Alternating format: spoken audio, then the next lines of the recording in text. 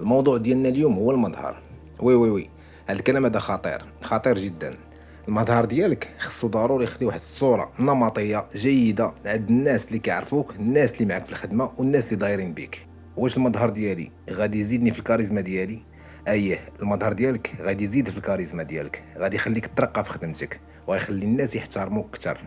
من تجربتي الشخصيه كنعرف الناس عندهم كفاءات عاليه، كانوا يستحقوا يكونوا مدراء في خدمتهم ولا دي ماناجر، ولكن ما ترقاوش جست حيت خلاو المظهر ديالهم نساوه. انا نعطيك مثال ربما تكون متفق معايا فيه. عندك اجتماع مع شي شركه كبيره، صعيب بزاف تقدم واحد واخا عنده في دماغه بزاف وعارف شنو كيدير وعارف شنو كيقول، ولكن المظهر ديالو ما مسوقش ليه. باش نزيد ناكد ليك، تخيل عندك واحد 100,000 دولار وبغيتي تستثمرها، كتقرب على شي مستثمرين. جاو عندك ثلاثه ديال المستشارين ماليين، قال لك جيب دوك الفلوس وحنايا غادي نعطيوك احسن استثمار ممكن ديرهم فيه.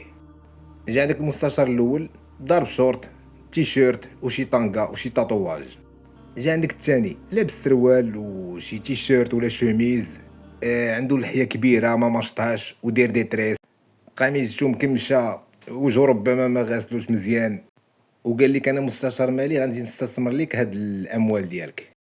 وجا الثالث لابس لبسه رسميه، مقاد حالته، مقاد شعره، مقاد لحيته، لابس سامبل ومأنتك كما كنقولوا.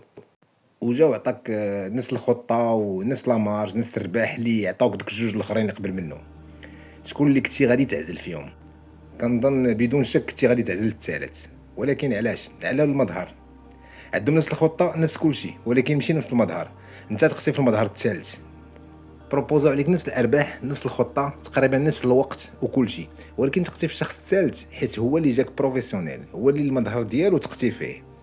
المظهر ديالك هو الانطباع الاول عليك، هو اول حاجه كتهضر بلاصتك، كتخلي اللي اون فاس ليك ياخذ صوره زوينه ولا خايبه عليك. خاص تعرف بان خاص ثواني قليله باش ياخذ عليك الشخص اللي اون فاس معك اللي غتلاقاه اول مره نظره اللي غادي تبقى مرسخه في دماغه لمده طويله.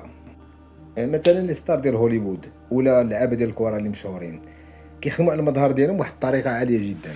علاش؟ حيت هاد المظهر اللي كيبان عليه كيعكس لك واحد الصوره نمطيه بانهم اثرياء وبانهم مرتاحين في حياتهم، واخا هما يقدروا يعيشوا حياه عاديه بحالي وبحالك، ولكن المظهر ديالهم كيخليك تخيل بانه كيعيشوا واحد الحياه خياليه اللي اي واحد كيحلم بها. بالنسبه لك انت هادشي اللي خاص تخدم عليه بالضبط، خاص تخدم على المظهر ديالك. حوايجك ماشي بالضروري يكونوا غاليين، مي خصهم يكونوا زوينين وكيجيو معاك. والستيل ديال المظهر ديالك خصو يكون في بلاصتو، يعني كنتي في بلاصه بروفيسيونيل خص تلبس بروفيسيونيل، كنتي في بلاصه شويه ديكونتراكتي ماشي مشكل، مي ديما خدم عليه، ما تلبسش اي حاجه في اي بلاصه. هضرنا على المظهر والانعكاس ديالو بالنسبه للكاريزما، كيفاش كيطلع منها وكيفاش كيهبط منها. كاينين حوايج اخرين غادي نهضروا عليهم في الحلقات الجايين ان شاء الله، اللي هو الدماغ، كيفاش خصك تخدم على دماغك، وبالنسبه للسان الحوايج اللي خصك تقول واللي ما تقولش. ما تنساوش خليو لايك وتابوناو في لاشين وخليو لي دي كومونتير.